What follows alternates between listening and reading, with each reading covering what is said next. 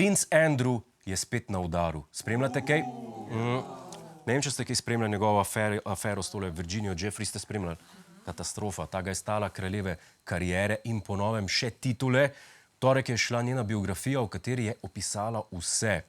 Buckinghamska palača je izdala sporočilo za javnost, v katerem je sporočila, da v dneh, ki prihajajo, pričakujejo, da jih bo doletelo, citat, veliko groznega in neprijetnega. In čisto nepovezano, to drugače cela Slovenija reče en dan, preden Mareja nov komad izda. Čaka nas veliko groznega in neprijetnega.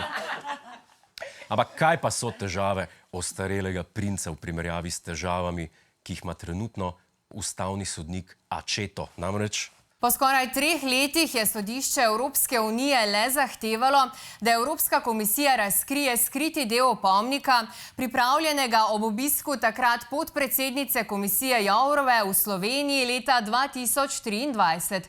V njem jasno piše, da naj poišče priložnost, da preveri stališča predsednika Ustavnega sodišča o novem zakonu o RTV Slovenija. Jourova je sicer takrat javno zatrdila, da o zakonu z ustavnim sodnikom Accettom nista govorila. A zdaj, ko dokumenti razkrivajo drugačno zgodbo, evropski poslanec Milan Zver pravi, da gre za dokaz političnega vpliva Bruslja in zahteva odstop Accetta ter odgovornost Jourove.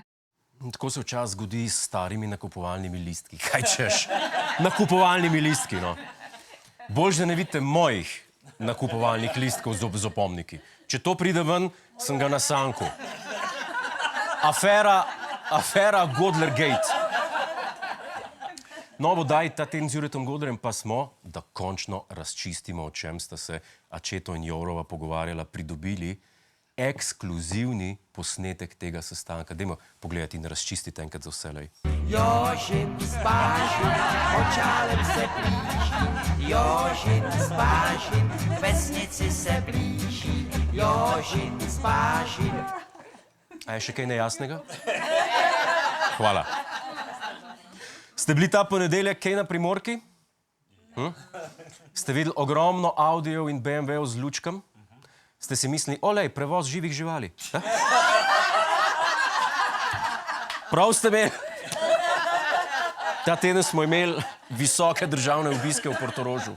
Slovenija je v Portorožu danes gostila skupino med 9 sredozemskih držav Evropske unije, ki so razpravljale o krepitvi evropske konkurenčnosti in stabilnosti v regiji. Predsednik vlade Robert Golob je gostil kar nekaj visokih političnih predstavnikov, med njimi francoskega predsednika Emmanuela Macrona, španskega premijeja Pedra Sancheza, ni pa bilo italijanske premijejke Giorgie Meloni, ki je tik pred zdajci prihod odpovedala. Seveda ni bilo italijanske premijejke Meloni, kaj bi pa iskala tam? To je ženska. Melonijeva je ženska. Golob, Macron so tudi ženske. Ne, hecam se. Pač niso tolih desci, ne?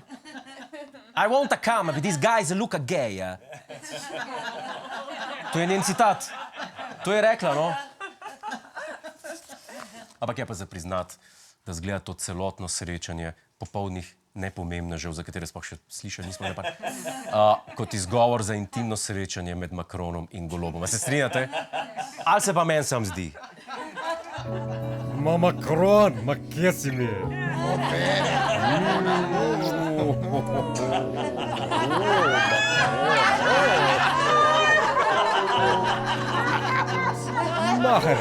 Hare, pridi. Rjava, ti bom pokazal mojo bageto. Pridi, Rjava, ljubezen moja.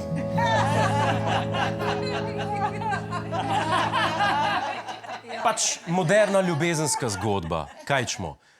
Macronova žena je stara 72, Golob pa 58, okej? Macronu je zadišalo mlado meso, kaj češ?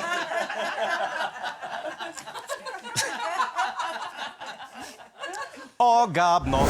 Hej, preden greš, klikni tukaj in se naroči na naš YouTube kanal. Imamo pa tudi TikTok, Instagram in Facebook, tako da le urno.